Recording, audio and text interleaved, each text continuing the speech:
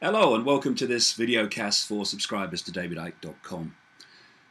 Many years ago I was covering an air show in Britain for a television station, and they had at one point a mock display of bombing. Obviously they were fake bombs, and the noise they made and the impact they had was a tiny fraction of the real thing. But what I remember when I was close to it when we were filming is the extraordinary noise that even that kind of device can make, and the impact it has upon you, the shock of it, even when you know it's just a display. So to comprehend what the people of Gaza have been going through, and the kids of Gaza have been going through, with these weeks of bombing with state-of-the-art weapons, is impossible.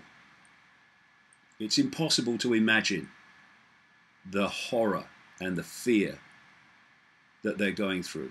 And of course, with all the casualties of their friends and family being killed and maimed for life.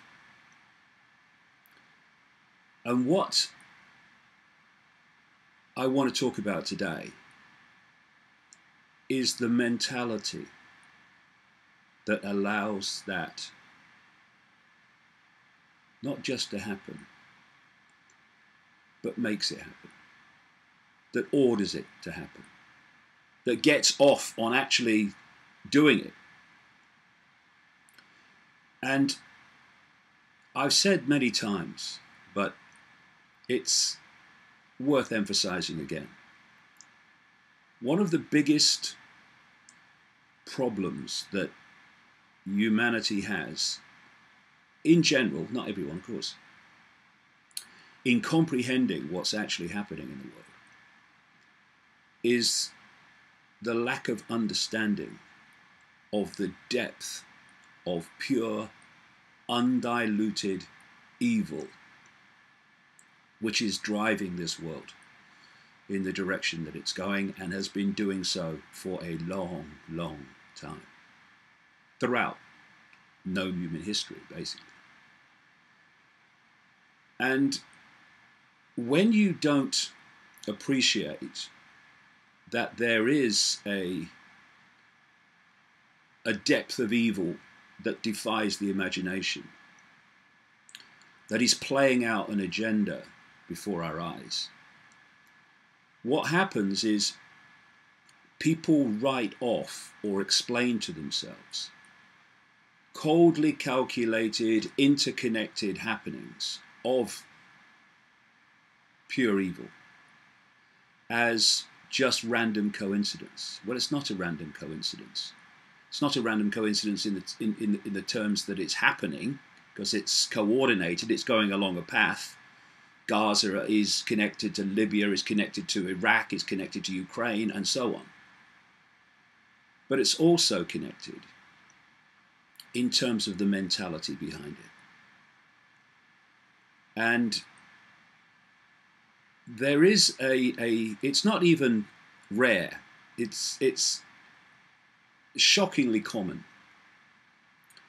the character trait behind these things, which is widely known as the psychopath.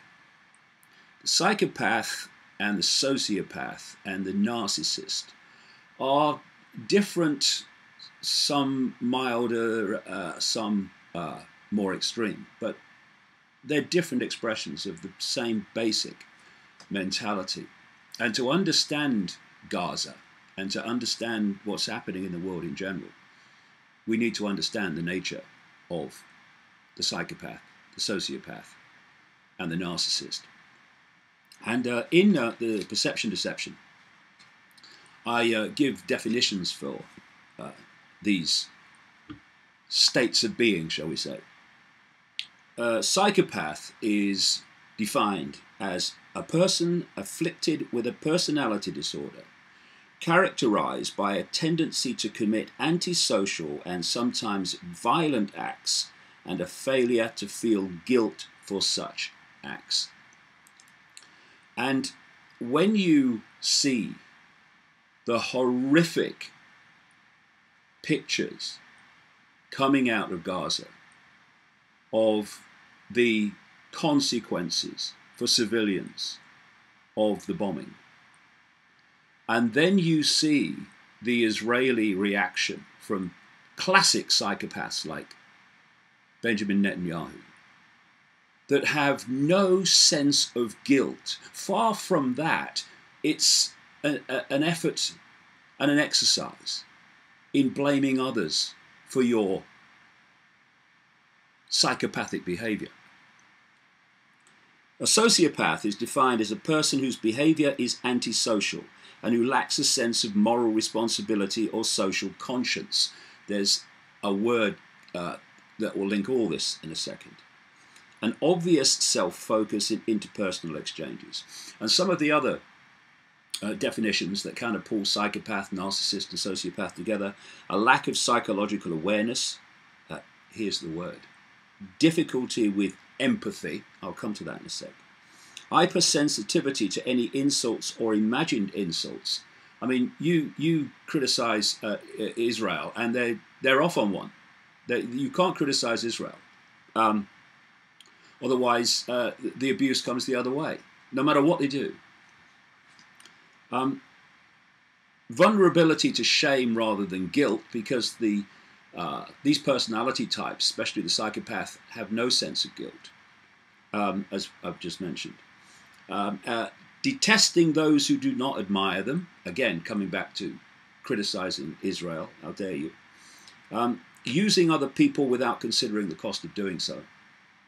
Inability to view the world from the perspective of other people. Denial of remorse or gratitude. Now, the word is empathy. All these personality types, they do not have the ability to empathize with those that suffer the consequences of their actions.